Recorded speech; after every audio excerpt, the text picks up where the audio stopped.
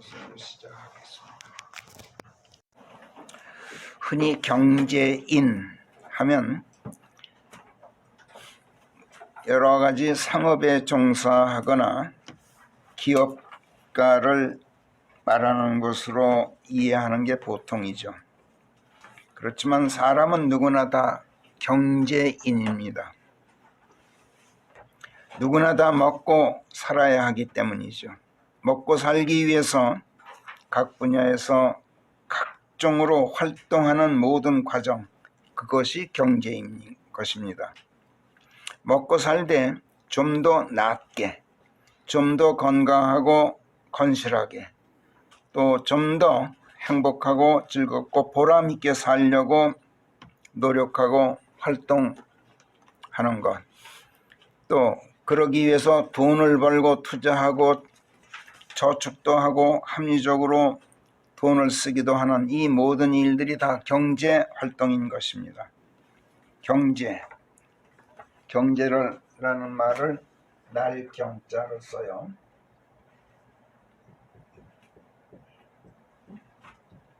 그 다음에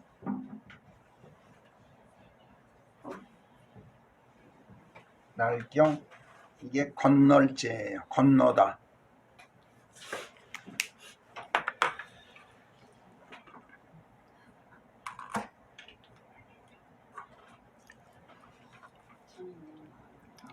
그래서 필요한, 이렇게 좀 더 나은 생활을 위해서 좀 더 발전시키는 데 필요한 물자를 생산하고 또 제작하는 데 필요한 여러 가지 재화, 돈, 그걸 획득하고 또 획득한 재화를 이용하는 과정에서 일어나는 모든 활동들, 어떤 계획을 고안하고 기한하고 예산 편성하고 생산하고 제작하고 교환하고 분배하고 소비하는 모든 활동들, 이게 경제예요.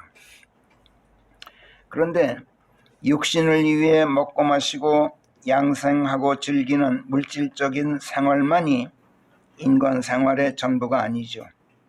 세상 돌아가는 이치, 사람 살아가는 도리, 또 다른 사람들과의 건전한 인간관계를 견지하는 그런 윤리를 배우기 위해서 학문을 공부하기도 하고 해서 마음의 기쁨과 삶의 즐거움, 또 사회의 안녕과 행복을 얻기 위해 하는 여러 가지 문화적 정신생활, 이것도 인간생활의 아주 중요한 일부입니다.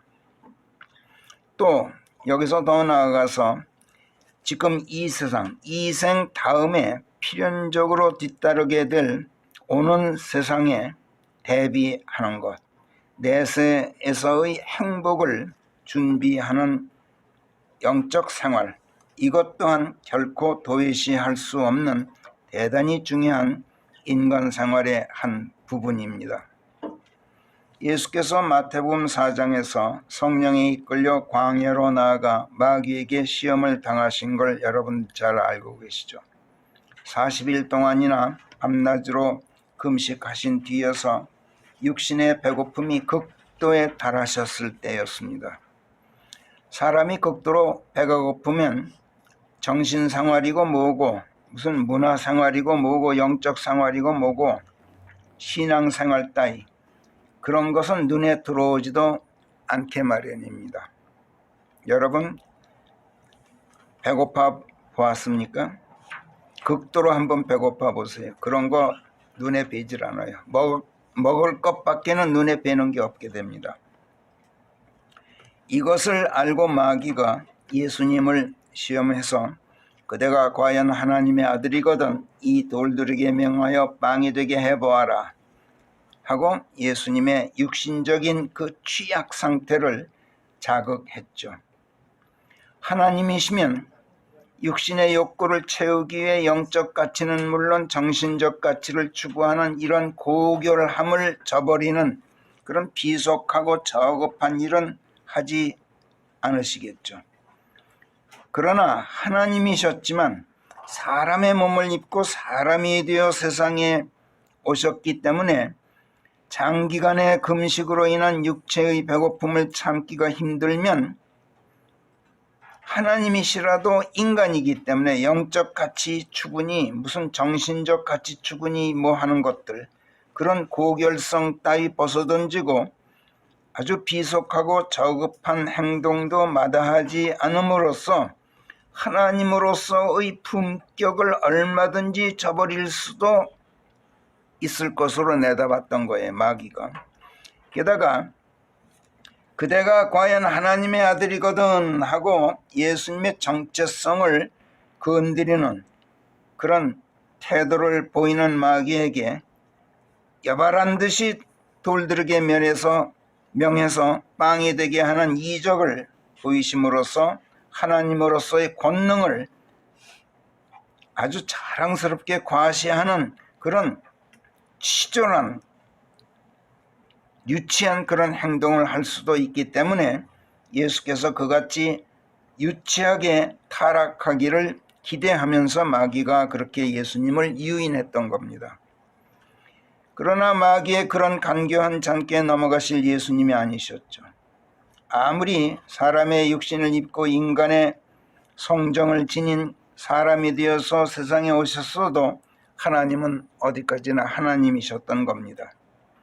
당신을 시험하여 유인하는 마귀에게 예수께서 입을 열어 응대하신 말씀이 기록되기를 사람은 빵으로만 사는 것이 아니라 하나님의 입에서 발언하여 나오는 한마디 한마디 말씀으로도 살아야 한다 하였느니라. 아주 유명한 말씀으로 응대하셨어요.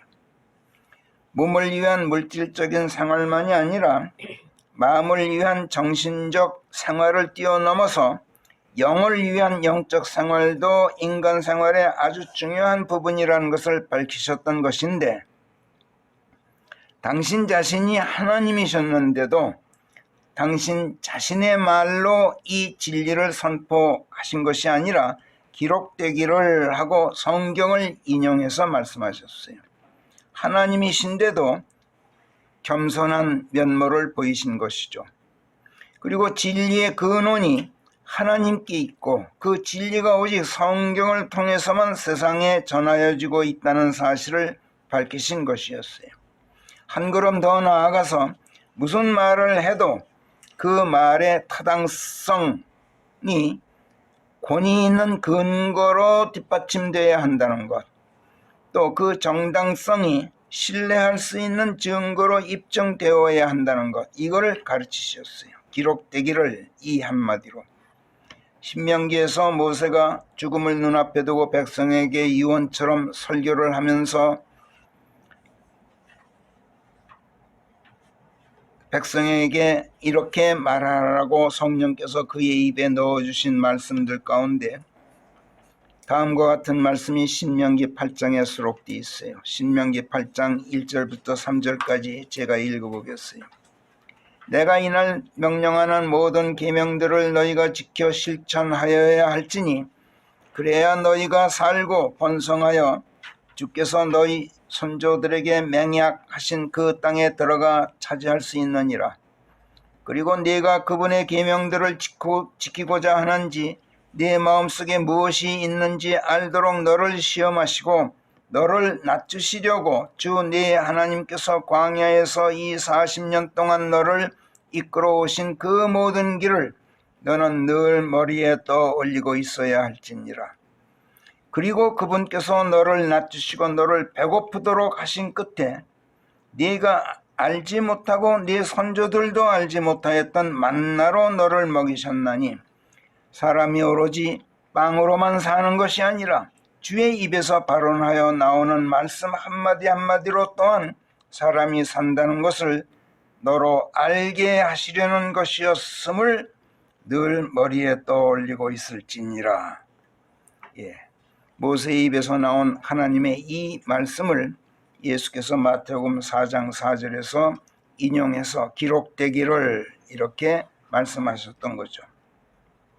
그런데 앞에서 말씀드렸듯이 경제란 먹기 살기 위한 활동, 먹고 살 때 좀 더 낫게, 좀 더 건강하고 좀 더 건전하게 좀 더 행복하고 즐겁고 보람있게 살려고 노력하고 그러기 위해서 돈을 벌고 돈을 쓰는 모든 활동들을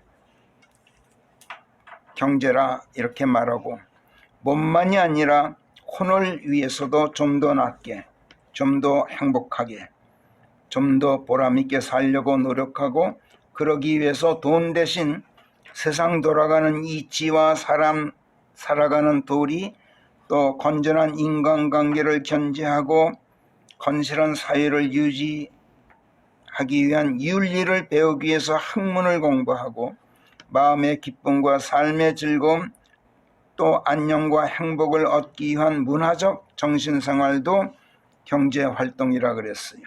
그렇지만 육신을 위해서건 정신을 위해서건 다 죽으면 그만인 현 세상에서의 그런 삶을 위한 경제활동보다는 현세에서의 삶을 위한 경제활동으로 종료되지 않고 여기에 이어서 필연적으로 뒤따르게 될 다음 세상이 지옥과 불못에서 살아야 하는 영원한 죽음이 아니라 궁극적으로 새 하늘과 새 땅 새 예루살렘에서 하나님과 함께 살게 될 영원한 삶을 준비하는 그런 영적 삶이 병행되도록 하는 경제활동의 중요성, 이거를 예수께서 마태복음 4장에서 강조하셨던 거예요. 현세에서 너희 몸을 위한 물질적인 경제생활이든 또 혼을 위한 정신생활이든 그건 다 현세에서의 삶을 위한 경제활동이다. 그러나 현세만이 아니라 현세가 끝나면 이 다음 내세에서의 영원한 생활이 또 있는데 너희들 그 영원한 시간을 지옥에서 보낼 거냐 불못에서 보낼 거냐 아니면 새 땅 새 하늘 새 예루살렘에서 나와 함께 보낼 거냐, 이걸 한번 생각해 봐라. 이것을 가르쳐 주셨던 거죠. 성경 말씀들을 먹고 사는 경제 생활, 이것을 강조하셨던 거예요. 그런데 이 경제라는 것이 앞에서도 말씀드렸듯이 생활을 건실하고 안전하고 행복하게 유지할 뿐만 아니라 좀 더 낮게 발전시켜 나가야 하는 것이기 때문에 경제는 현상 유지를 잘 했다고 하면 성공한 게 아니에요. 경제는 지금보다 더 나은 내일을 만들어 나갈 수 있어야 성공하는 거예요.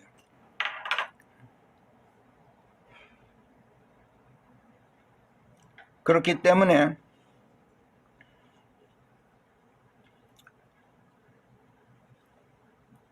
좀 더 낮게 발전시켜 나가야 하는 것이 경제이기 때문에 물자를 생산하고 제작하는 데 필요한 재화를 획득하고 획득한 재화를 축적하고 소비하되,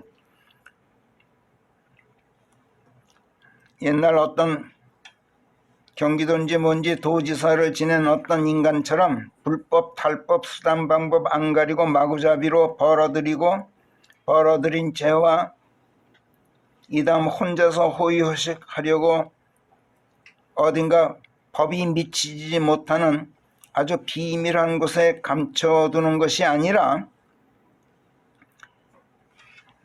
날경 건널지 경제, 획득한 재화를 배틀에 걸어놓은 날줄처럼, 여러분 배틀 보셨어요? 이게 날줄이에요. 이게 날줄인데 배틀에 북을 휙 보내면은 이 날줄이 하나는 올라오고 하나는 밑으로 내려가. 요건 올라와. 이거는 그러면 이렇게 간격에 북이 휙 지나가면서 C줄이 휙 지나가고 휙 지나가고 휙 지나가고 이렇게 해서 배가 짜여요. 그리고 이 날줄을 간격을 벌리는 걸 발로 이렇게 해요. 이렇게 그리고 팍 저 어렸을 때 참 신기하게 잘 구경했어요. 그거.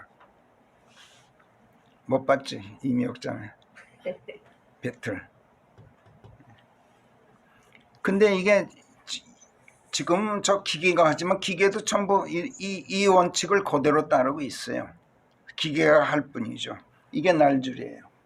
얼마나 가지런히 이게 놔야 되는지 몰라요.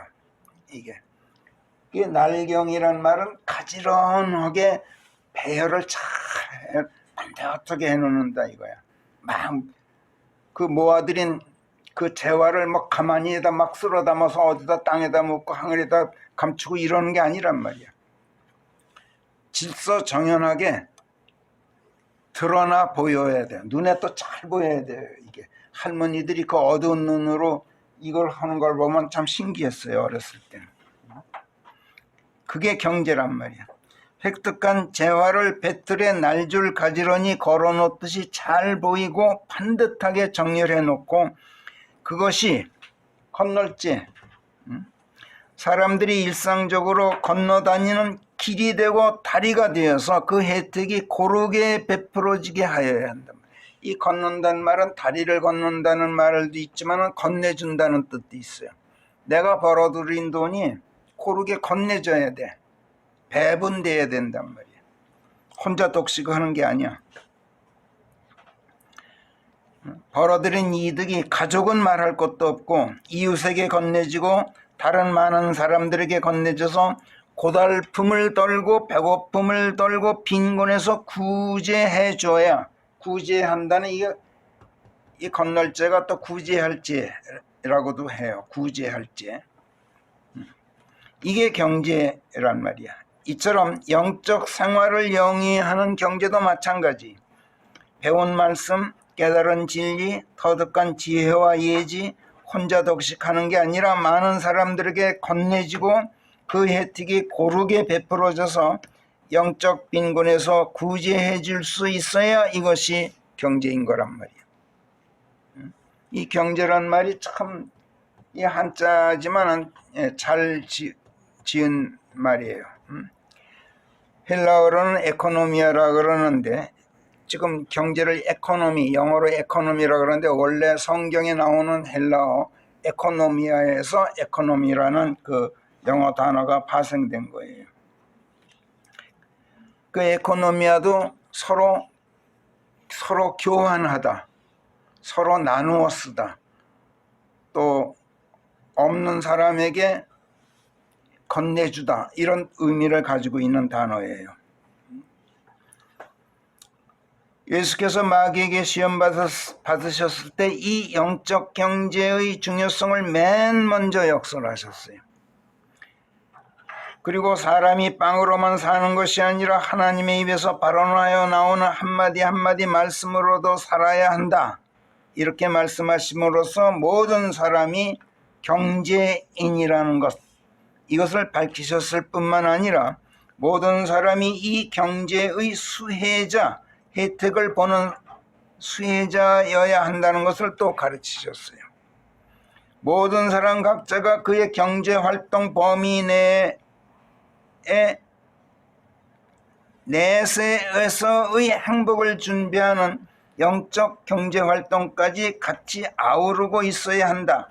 이 점까지도 이것이 경제인이다 라는 사실까지도 이 말씀 가운데서 예수께서 가르치셨어요. 모든 사람이 각각 각 분야에 걸친 경제인이라면 모든 사람이 각자 맡은 분야에서 경제를 살려야 할 책임이 있어요. 경제를 살린다라는 말 여러분 잘 알고 있죠. 그게 경영인이냐. 경영인 하면은 그냥 현상 유지하면은 그건 성공한 경영인이 아니야. 경영인 하면 경제를 살릴 책임이 있어요. 나라 다스릴 책임을 맡았으면 나라 경제 살려야 하고 그래야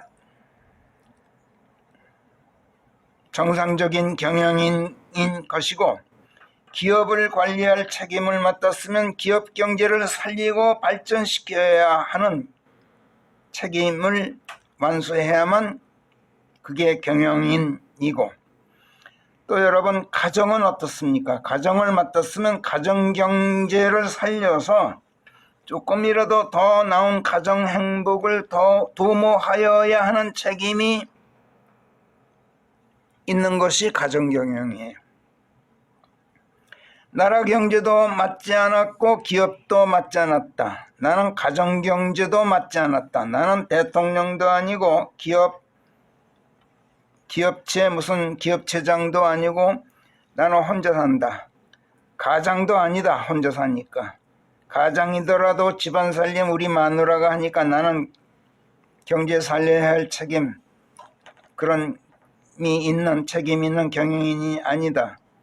혹시라도 이런 생각하는 사람이 있다면 이런 사람이야말로 정말이지 무책임하고 뻔뻔하고 부끄러운 줄 모르는 철면피예요. 대통령도 아니고 장관도 아니고 기업체장도 아니고 경제도 맞지 않았다? 좋아요. 그렇다면 너 자신은 누가 맡고 있는 거야?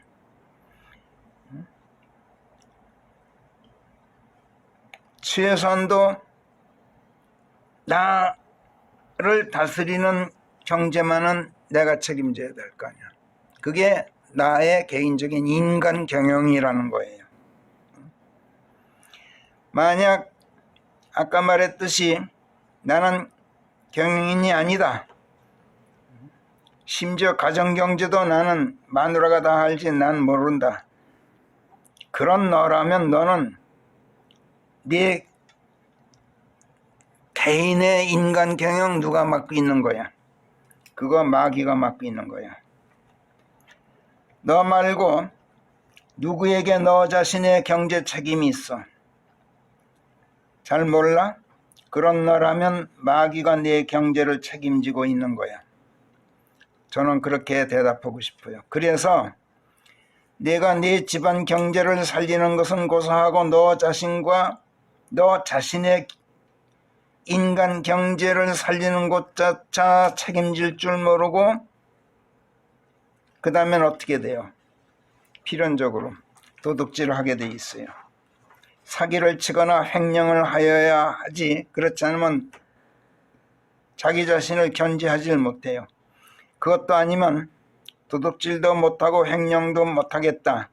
그러면 일확천금 노리고 금맥 찾아 이산저산 헤매고 다니거나 있는 돈 없는 돈, 꾼 돈, 착복한 돈 어디서 쥐어짜서 로또 복권 사러 다녀야 하거나 최소한 여기저기 빚 얻으러 다니는 신세가 되어야 돼요. 그리고 끝내는 이것도 저것도 여의치 않을 때 어떻게 됩니까? 목매다로 죽을 대들보 찾아다녀야 돼요. 아니면 한강다리 서성이게 돼 있어요. 사람은 누구나 다 각기 경제를 살려야 할 책임이 있는 경영인이란 말이에요. 최소한 자기 자신만이라도 자기가 다스려야 하는 것이 사람이에요. 왜 그런지 아세요? 사람을 지으신 창조자 하나님이 경영자이시기 때문에 그래요. 성경은 하나님께서 창조자이실 뿐만 아니라 창조하신 것을 다스리는 경륜자시다 이렇게 말씀해요.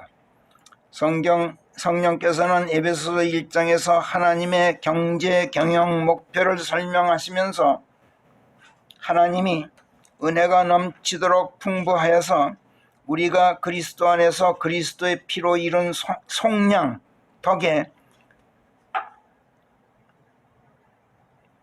죄값을 탕감받았을 뿐만 아니라 그리스도 안에서 하나님의 모든 지혜와 분별력이 우리에게 흘러 들어오도록 하셨다. 그 결과 하나님께서 계획해 두신 선하신 뜻이 무엇인지 그 신비를 아는 예지가 우리가 있게 해주셨다. 이렇게 말씀한 다음 그 덕에 우리가 하나님의 경륜 목표, 궁극적인 경륜 목표가 무엇인지를 알게 되었다. 이렇게 7절, 8절, 9절에서 에베소서 1장 말씀하셔요. 그리고 10절에서 하나님의 그 뜻은 이렇게 설명을 해요. 하나님의 경륜 목표는 시대들에 충만한 함을 이루시는 경륜 안에서 이렇게 말씀해요. 계획하신 대로 시대들을 착착 운영해 나가셔서 계획하신 대로 모자람 없이 성취해 나가시는 하나님의 세계 경영을 통해서 이런 뜻이야. 하늘에 있는 것들과 땅에 있는 모든 것들을 당신께서 사람들만이 아니라 하나님께서 창조하신 천지 만물을 하나님께서 그리스도 안에서 다름 아닌 그분 안에서 하나로 한데 모으시려는 것, 이것이 하나님의 뜻이다. 이렇게 에베소 1장 10절이 결론을 지어요. 이게 하나님의 경제 목표라는 거야. 경륜 목표. 경륜이라고 할 때는 이 경자에다가 윤자도 이렇게 써요.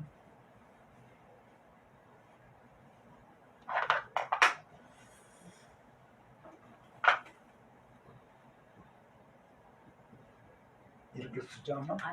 아닌가? 아니다. 조금 전에 쓰신 게 맞다. 그렇죠.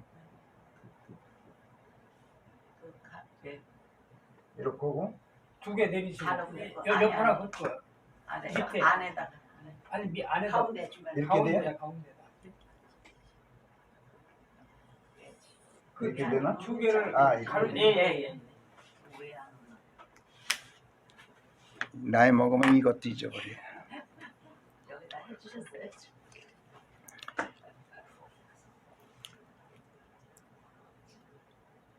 당초부터 그리스도 안에 숨겨져 있던 모든 것들을 밖으로 드러나 보이는 존재들로 만드셨어. 이게 하나님의 창조야. 그러니까 하나님의 창조는 없는 거를 무에서 유를 창조하신 게 아니라 그리스도 하나님 안에 다 있는 거야. 그거를 밖으로 계시하신 거, 자기 계시. 당신 안에 있는 모든 것을 드러내 보이신 것이 하나님의 창조란 말이야. 빛이 있으라. 그러면 안에 있었던 것이 밖으로 드러나 보이게 되었던 것이 하나님의 창조란 말이야. 이렇게 하심으로써 하나님께서 당신 자신을 드러내 보이신 하나님의 자기 계시, 이것이 창조였다. 이렇게 우리가 배웠는데 그 결과 인간과 만물이 하늘과 땅에 존재하게 됐어요. 눈에 보이도록. 그게 오늘과 같은데 오늘의 이 하늘과 땅과 그 안에 있는 인간 그 다음에 만물이 하나님께서 맡기신 대로 경영을 해서 경제를 살리고 발전시켰는지 여부를 심판하시게 돼요. 그걸 하나님께서 회개하신다, 결산하신다 이렇게 표현해. 하나님께서 회개하신다. 이게 심판이야. 근데 그 심판을 회개한다고 그래요. 나중에 결산을 봐. 이게 뭘 말해? 경영을 맡기셨다는 얘기야. 예수께서 제자들에게 가르치실 때 자꾸 그 뭐 3달란트 받은 자, 2달란트 받은 자, 1달란트 받은 자에게 맡기고 갔는데 장사를 해서 돈을 벌어서 이득을 남기게 하셨다. 장사 얘기가 많이 나와요. 뭐 귀한 진주를 찾아다니는 상인이 어디서 진주를 발견하면 자기 재산 다 팔아서 그 밭을 산다. 뭐 이런 장사 얘기가 많이 나와. 이게 하나님께서 인간을 전부 경제인으로 만드셨다. 경영이냐? 전부 장사꾼이란 말이야.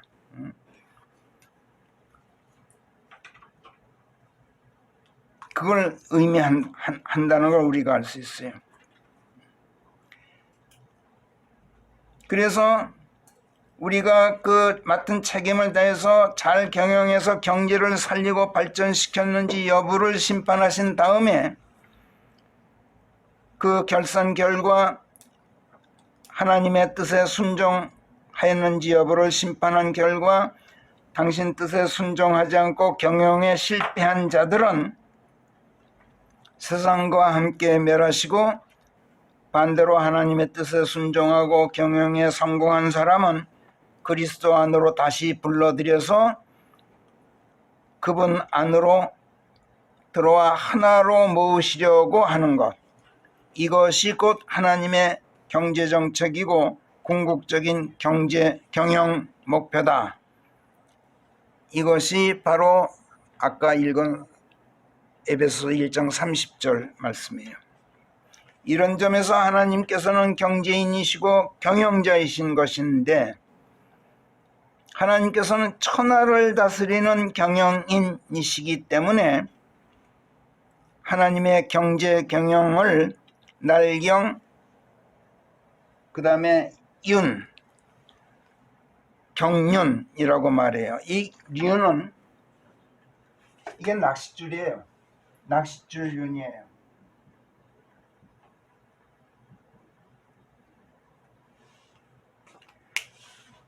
하나님께서 맨 처음에 예수께서 이 땅에 오셨을 때 베드로와 그 동생 안드레를 보셨을 때 나를 따르라, 너희로 하여금 내가 사람을 낚는 어부로 만들고자 한다 말씀하셨죠.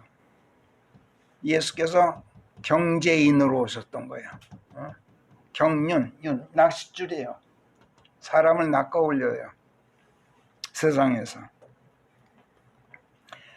천하를 다스리는 경제는, 천하를 다스리는 경영은 인간은 못해요. 인간은 기껏해야 나 자신을 다스리고 가정을 다스리고 기업을 다스리고 사회단체를 다스리고 국가까지는 다스려요.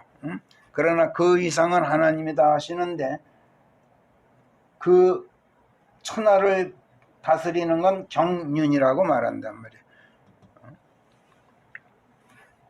영어에서는 이 경륜이란 말을 킹제임스 성경에 dispensation이라고 써요. 이 한자고 영어와 잘 그 조합해서 생각하면 성경의 그 지혜가 얼마나 깊은지 몰라요. dispense라는 단어가 있어요.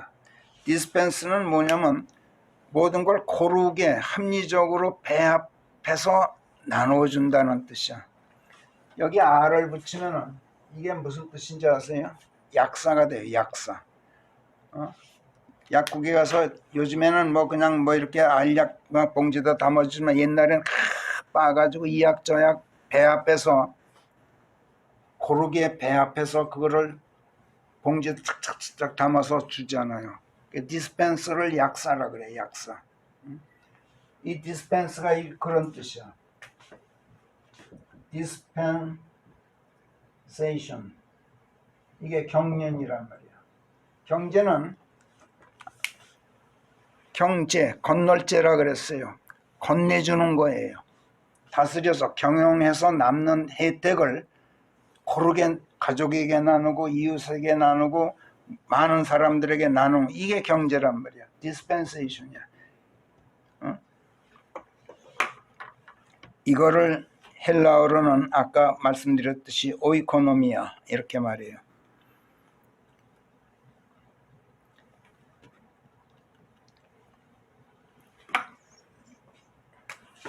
이거를 한자로 쓰면 시혜라 그래요. 시혜.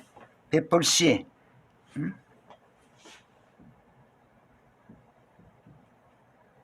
베풀시. 이렇게 쓰던가? 그렇죠. 그 다음에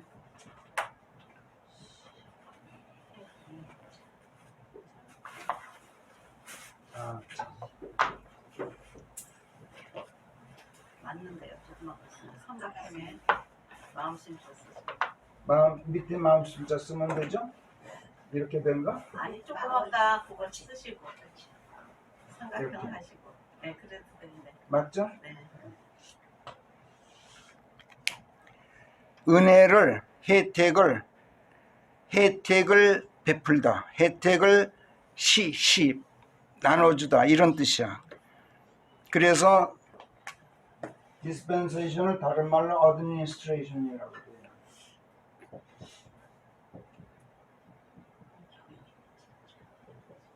성경에 나오는 말이야.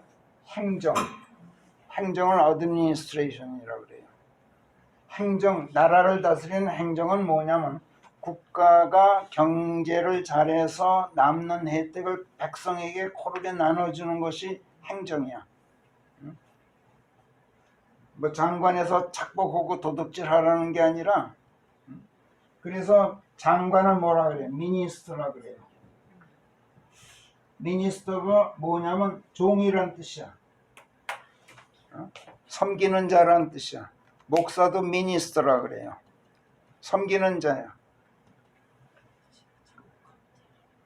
그리고 장관도 미니스터라 그래. 행정가야. 행정가가 뭐냐면 시해하는 자야.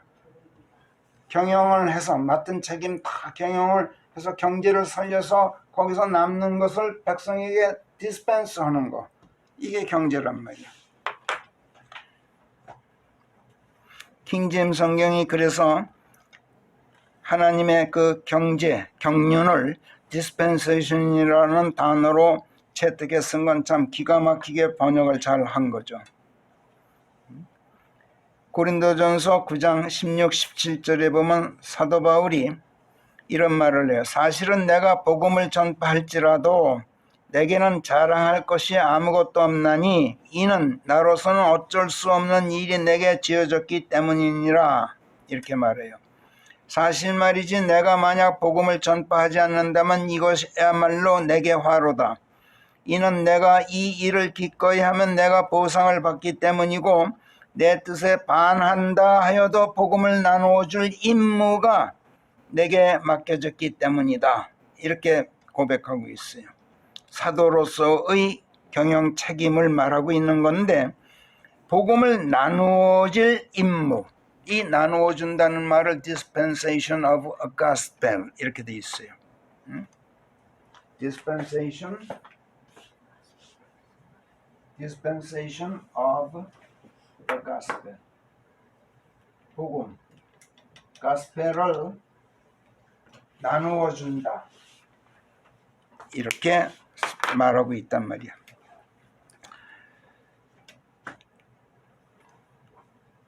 그리고 이 단어를 우리가 날경자하고 낚시륜 자를 써서 경륜이라고 옮기는 것은 하나님의 경제 경영의 궁극적인 목표가 아까 읽었던 에베소서 10절이 밝히듯이 하늘에 있는 것들과 땅에 있는 모든 것들을 그리스도 안에서 하나로 모으시려는 것이기 때문에 그래요. 그리스도 안에서 모으시려면 어떻게 돼요? 낚시로 건져 올려야 되잖아. 건져서 하나로 모아서 그리스도 안에 집어넣는단 말이에요. 이게 하나님의 경제 목표야. 경영 목표야. 하나님께서는 사람들을 그리스도 안에서 한데 모으시려고 사람들을 낚시하듯이 낚아채 가셔요. 이것을 하나님께서 일찍이 에레미야서 16장 15, 16, 17에서 이렇게 선포하셨어요. 거기 에레미야서 16장 15절부터 보세요. 같이 읽읍시다. 시작. 북녘 땅에서 이스라엘 자손을 데리고 나온 주, 그가 그들을 몰고 갔던 모든 땅들로부터 그들을 데리고 나온 주는 살아있나니 내가 그들을 그들의 선조들에게 주었던 땅으로 다시 데려오리라. 보라, 내가 많은 어부들을 그르러 보내리니 그들이 사람들을 낚게 되리라. 주가 말하노라. 이는 내 두 눈이 그들의 모든 길들이 있음인즉 그들이 내 얼굴에서 감춰지지 못할 것이요 그들의 패역도 내 두 눈에서 감춰지지 못할 것임이라. 예? 우리는 낚시하려면 물고기가 눈에 안 보이죠. 물속에 있으니까. 근데 하나님은 다 보고 계신단 말이야. 그러니까 하나님께서 필요한 이놈은 내가 건져와야겠다. 그럼 뭐 백발백중이야. 하나님은 아주 능란한 낚시꾼이시란 말이에요. 예수께서 마태복음 4장에서 갈릴리 바닷가를 거니시다가 베드로와 그의 동생 안드레 바다에서 금을 던지고 있는 걸 보셨을 때 그들에게 말씀하신 게 나를 따르라. 내가 너희로 사람들을 건져 올리는 어부들이 되게 하리라 하셨던 거 바로 이 에레미야서 16장 16절에서 선포하셨던 것을 다시 반복하신 거예요. 이처럼 낚시하듯 사람을 낚아서 그리스도 안에 담아 넣는 것이 하나님의 경제 목표인데, 사람들을 그리스도 안으로 한데 모으려면 사람들에게 영원한 생명의 약속과 내세에서의 영원한 복락을 약속해야 돼. 즉 복음을 나눠줘야 돼. 디스펜스 해야 된단 말이야. 그게 복음 전파야. 무턱대고 그냥 낚아 올리는 게 아니라 다 모여라. 내가 너희에게 이것을 주리라. 이게 디스펜스란 말이야. 이게 복음이야. 그 약속을 신뢰할 수 있는 지혜도 줘야 돼. 이 하나님의 이 말씀은 내가 신뢰할 수 있다. 그런 지혜도 줘야 되고, 그 약속의 진실성이나 확실성을 깨달을 수 있는 명철도 하나님께서 주셔야 되고, 그걸 말씀하는 분이 다른 분이 아니라 하나님이신 것을 아는 예지를 또 인간에게 나누어 주셔야 돼요. 이 나누어 줌, 이것이 디스펜세이션이란 말이에요. 이 디스펜세이션이 하나님의 경제 활동이고, 이런 경제를 경영하시는 경륜자가 하나님이시란 말이에요. 그런데 이런 하나님께서 인간을 창조하셨어요. 하나님께서 창세기 1장 25절에서 땅의 동물들을 각기 그 종을 따라 만드신 다음 인간 창조를 작정하시고 26절에서 이렇게 말씀하셨어요. 우리가 우리를 본떠서 우리의 형상으로 사람을 만들자. 그리하여 바다의 물고기와 공중의 새와 네 발 달린 짐승과 온 땅과 땅 위를 기어다니는 각종 파행 동물들, 파충류 말이야. 다스리는 지배권이 그들에게 있게 하자. 이렇게 말씀하셨어요. 그리고 이같이 말씀하신 대로 27절에서 인간을 창조하셨는데, 하나님께서 당신의 외형적인 생김새를 닮은 그런 인간을 만드셨다는 것이 아니라 우리가 우리를 본떠서 이렇게 말씀하셨어. 하나님 자신을 모델로 해서, 이런 뜻이야. 그거를 킹제임스성이 in our man image 이렇게 쓰고 있어.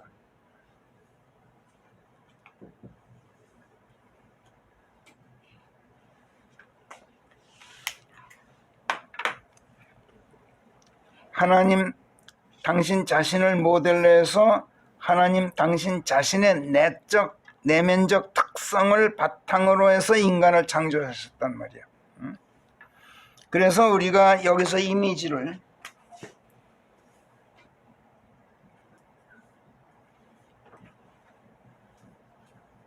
이렇게 쓰지 않고 이렇게 쓴단 말이야. 여기서만큼은 바탕상자를 써. 하나님의 내적 특성을 바탕으로 했다. 모델로 삼았다. 이런 뜻이야. 히브리어 원문에서도 이 본따다, 바탕 모델로 삼다 라는 뜻을 가진 셀렘이라는 단어로 되어 있어요. 이미지가. 다른 데서 이 형상이라고 할 때는 다른 이 히브리어가 다른 단어예요. 그렇다면 인간의 바탕이 된 하나님의 내면적 특성이 뭡니까? 뭐라 그랬어요? 우리가 이렇게 말씀하셨어. 하나님께서 삼위일체적 존재라는 걸 맨 처음에 밝히셨어. 영혼육 삼위가 일체를 이루고 있는 것이 하나님의 첫째 특성이에요. 내면적인 특성이야. 하나님께서는 우리가 상상하는 그런 상상되는 존재도 아니고 어떤 추상적인 허상도 아니야. 무슨 관념상의 환상도 아니야. 하나님께서는 실체를 갖고 실질적으로 존재하는 실존적 존재야. 요한복음 4장 24절이 말씀하듯 하나님께서는 한 영이시기 때문에 실체가 없어서 사람의 육안으로는 볼 수가 없는 분이시지만 생각하는 분, 뜻하시는 분, 느끼고 이해하고 파악하고 분별하고 판단하고 결정하는 책임을 지고 또 감동을 주시는 실존적 주체란 말이야. 그런 혼이실 뿐만 아니라, 그러니까 하나님께서는 영이실 뿐만 아니라 혼이야. 생각하고 의지하고 느끼고 감동을 주고 결정하고 판단하고 분별하는 모든 혼적 활동을 다 하시는 주체란 말이에요. 또 필요하면 천사처럼 또는 예수님처럼 사람의 육안으로 보이는, 손으로 만지고 대화하고 교제할 수 있는 그런 육체를 가진 실체적 존재이시기도 해. 영혼육 삼위일체시란 말이야. 한 영으로서의 하나님을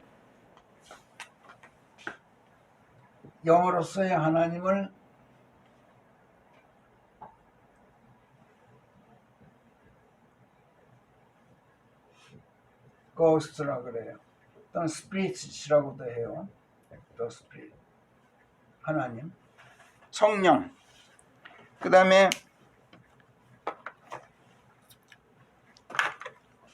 이것을 로고스라고도 해요. 말씀, 우리가 고딕체로 쓰는 뜻으로서의 말씀. 성령을 그렇게 표현한단 말이야. 실존적인 주체로서인 혼으로서의 하나님, 즉 성부 하나님, 아버지 하나님이라고 부르죠. 혼, 그러니까 생각하시는 하나님, 뜻하시는 하나님, 판단하고 행동하고 분별하고 느끼고 이런 주체로서의 하나님, 혼으로서의 하나님은 성부 하나님이야. 그 다음에 실체를 나타내 보이시는 하나님, 성자 하나님 또는 하나님의 아들이라고 우리가 지칭하는, 그 다음에 이 로고스가 발성된 언어로 될 때 레마라 그러죠.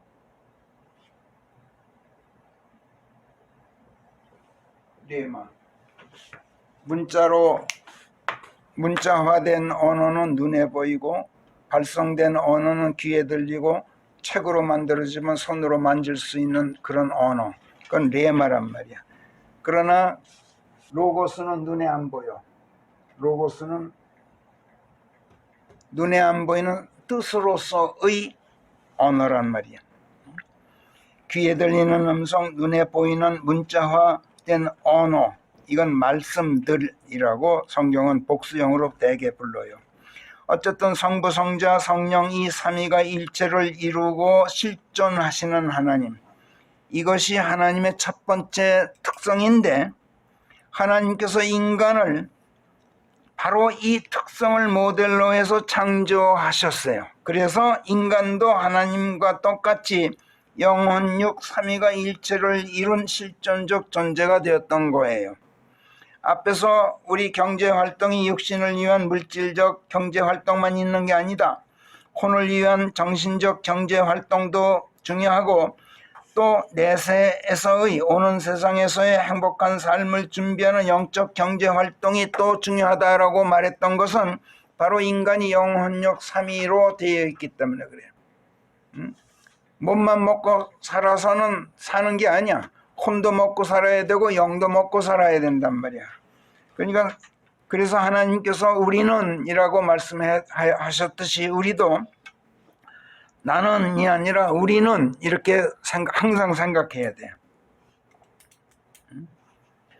하나님께서 이처럼 당신을 본떠서 사람을 만드셨기 때문에 하나님께서 또 창세기 1장 26절에서 말씀하시기를 그리하여 이렇게 말씀하셨어요.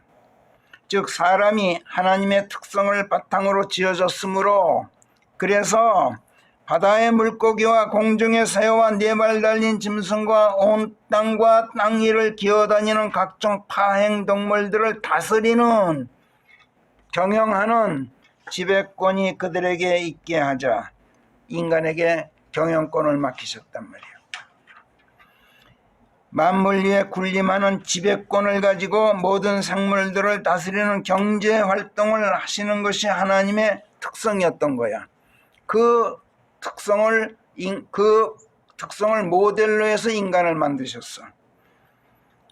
만물의 창조자이실 뿐만 아니라 만물을 다스리시는 경륜자시고 만물이 당신의 경륜대로 순종하였는지 여부를 가리고 그에 따른 상벌로 응보하시는 심판자신데, 하나님의 이런 특성들 가운데서 만물을 만드시는 창조 능력, 그 다음에 심판의 권리, 요거를 제외한 나머지 특성은 인간에게 전부 양도하셨어요.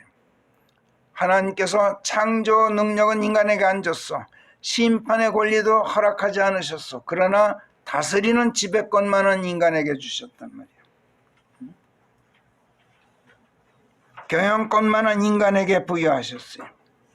하나님께서 첫사람 아담에게 에덴 동산을 가꾸고 다스리고 지키는 임무를 부여하신 것이 바로 그 시초였어요. 하나님께서 경영권을 맡기신 시초였단 말이야. 그런데 아담 한 사람에게만 그러신 게 아니야. 아담을 복되게 하셔서 자식만이나 번성하라고 명령하셨어요. 그 후손들 또한, 아담의 후손들 또한 세상을 경영하도록 하셨단 말이야. 이것을 창세기 1장 28절에서 하나님께서 그들을 복되게 하시고 또 하나님께서 그들에게 말씀하시기를, 여기서 그들은 아담과 이브 두 사람을 말해요.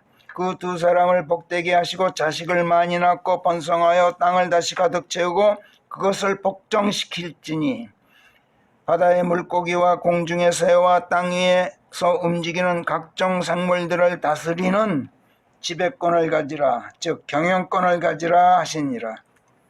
이렇게 말씀하고 있어요. 창세기 2장 15절에 보면, 그리고 주 하나님께서 그 사람을 데려다가 그를 에덴 동산으로 들여보내시어 그 동산을 가꾸고 그것을 지키게 하셨느니라. 즉 세계의 경영을 인간에게 맡기셨단 말이에요.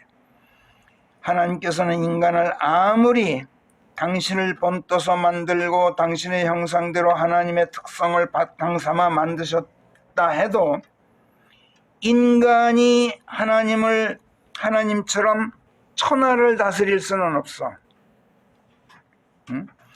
또 인간이 하나님처럼 천하를 섭리하는 그런 지배력을 행사하기에는 역부족이었어. 노아와 그의 세 아들이 그 당장에는 방주에 모아들인 짐승들을 다스리고 경영할 수는 있었어요. 그러나 그 짐승들이 장차 번식해서 개체수가 기하급수로 늘어나서 세상을 가득 채우게 되면 노아 일족만으로는 어림도 없죠. 그래서 하나님께서 그들을 복되게 하시고 번성토록 하셨어요. 또 오늘에 이르러서도 세계의 인구가 70억 명이 넘는다 그러는데, 이 70억 명이 넘는 사람들 한 사람 한 사람 각자가 다 하나님께로부터 특정한 경영권을, 경영 의무를 부여받았어요. 가정이든 사회든 단체든 기업이든 또는 국가든 각 분야에서 어떤 무엇인가, 어떤 일인가를 경영할 임무를 주시고 또 권리를 하나님께로부터 부여받은 경영인들이 한 사람 한 사람 누구나 다 마찬가지란 말이에요. 그래서 누구는 한 국가의 통치자로서의 경영인이고, 또 어떤 사람은 지방정부의 행정가로서 그렇고, 누구는 사회단체장으로, 누구는 군부대 사령관으로, 누구는 기업체장으로, 누구는 각급 학교 교장으로, 하다못해 한 집안의 가장으로서 경영인이란 말이에요. 대통령도 못되고 시장군수도 못되고 사회단체장도 군사령관도 학교장도 못되는 사람도 있고 하다못해 가장 노릇도 하지 못하는 사람도 없지 않지만, 최소한 자기 자신만은 자기가 경영하지 않으면 안 되는 경영이냐. 사람은 이처럼 누구나 다 경영인이란 말이에요. 육신을 위한 물질적 경제활동이건, 혼을 위한 정신적 경제활동이건, 영을 위한 영적 경제활동이건, 경제활동이란 뭐라 그랬어요? 먹고 살되 좀 더 낫게, 좀 더 건강하고 건실하게, 좀 더 행복하고 좀 더 즐겁고 보람있게 살려고 노력하는, 즉 경제를 살리고 발전시키는 것이 경제라 그랬어요, 앞에서. 이런 책임을 지는 것이 경영인이고 이런 책임을 진 사람이 경영인인데 국가건 기업인이건 기업 무슨 단체건 가정이건 한 개인이건 그것을 다스리는 지배권을 하나님께로부터 부여받은 경영인은 경제를 살려야 하는 책임이 있어요. 반드시 성공해야 할 책임이 있단 말이야. 나라도 기업도 단체도 경영에 실패하면 아무리 독재 권력을 가졌어도 결국에는 어떻게 돼요? 쫓겨나게 돼 있어요. 김정은이가 아무리 막강한 독재 권력을 쥐고 있어도 두고 보세요. 쫓겨날 테니. 하나님께로부터 쫓겨나지 않으면 민중으로부터 쫓겨나게 돼 있어. 인류 역사상 지금까지 경영에 실패하고 쫓겨나지 않은 사람 하나도 없어요. 그건 기업이든 학교든 군대든 뭐 다 마찬가지. 그렇다면 가정 경영에 실패하고 개인 경영에 실패한 사람은 어떻게 될까요? 내가 주인인 내 집이야. 내가 주인인 나 자신인데 누가 쫓아낸단 말인가? 자만하지 마세요. 식구들이 쫓아내지 않으면 하나님께서 버리시게 돼 있어요. 이거 심각해요. 내가 내 경영에 실패하면 내가 나를 못 쫓겠죠. 그러나 여러분 하나님께서 쫓아버리셔요. 지난주 시편 34편에서 우리가 뭘 배웠어요? 하나님께서 버리시면 황량하게 되어서 하나님께서도 찾아보지 않으시려니와 사람들도 찾느냐 하나 없이 세상에서도 버림받게 된다. 비참하기가 이를 데 없다라는 걸 우리가 지난주에 배웠어. 나라 다스리는 경영에 실패하고 기업 다스리는 데 실패하면 자리에서 물러나야 되고 그러면 그만이겠죠. 비리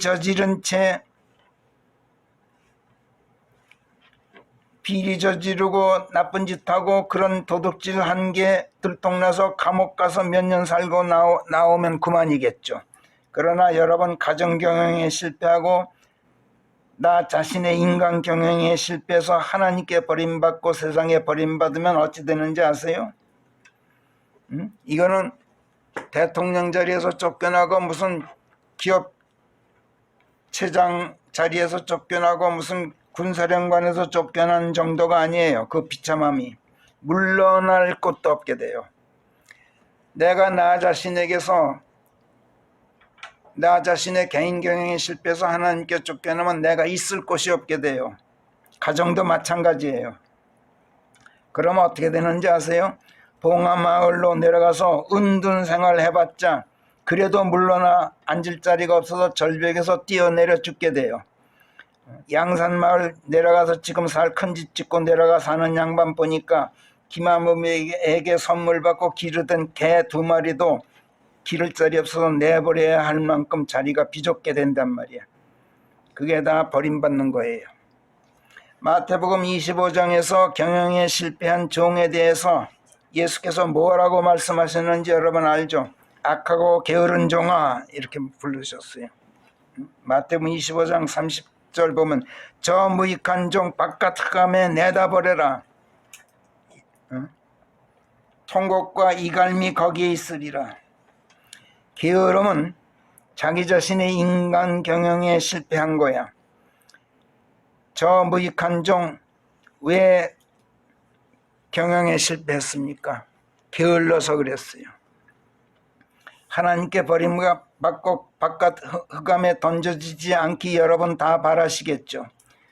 자기 자신의 인간 경영만큼은 실패하지 마세요. 어떻게 해야 성공할 수 있을까요? 그 성공 비결을 오늘 성령께서 우리에게 시편 33편에서 가르쳐 주셔요. 3가지예요. 제가 정리해 봤더니 첫째, 1절 오 그대들 의로운 자들이여 주 안에서 기쁜 소리 크게 외쳐 노래하라. 마음 바른 자들에게는 찬양이 어울림이라. 이렇게 말씀해요. 이 말씀이 무슨 말씀인지 아세요? 제가 해석해 볼게요.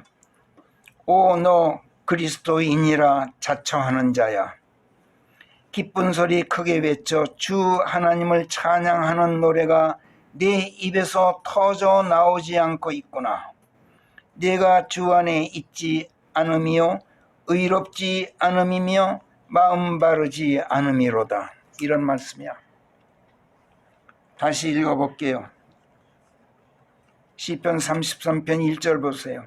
오 그대들 의로운 자들이여, 오 너 그리스도인이라는 자야, 주 안에서 기쁜 소리 크게 외쳐 노래하라. 왜 내 입에서 터져나오는 기쁜 소리 외쳐 크게 노래하는 소리가 내 입에서 들려오지 않느냐. 마음 바른 자들에게는 찬양이 어울림이라. 내가 마음이 바르지 않은 것이다. 이해되시죠? 인간 경영에 성공하고 싶으세요? 주 안에 거하세요. 마음 바르게 하세요. 의롭게 되시란 말이야. 그러면 여러분의 입에서 기쁜 소리 크게 외쳐 하나님을 찬양하는 노래가 절로 터져나오게 돼 있어요. 왜 그런지 아세요? 이런 사람에게 찬양이 어울리기 때문에 그래요. 둘째, 8절에서 주를 경외할지니 그분을 두려워하라. 이게 인간 경영에 성공하는 비결 두 번째예요. 그래서 헛되고 무익한 이방의 방책 따르지 말고 세상 사람들의 쓸모없는 계책 따르지 말고 영원토록 견고히 서 있는 주 하나님의 방책을 따르라는 것. 이게 인간 경영에 성공하는 비결.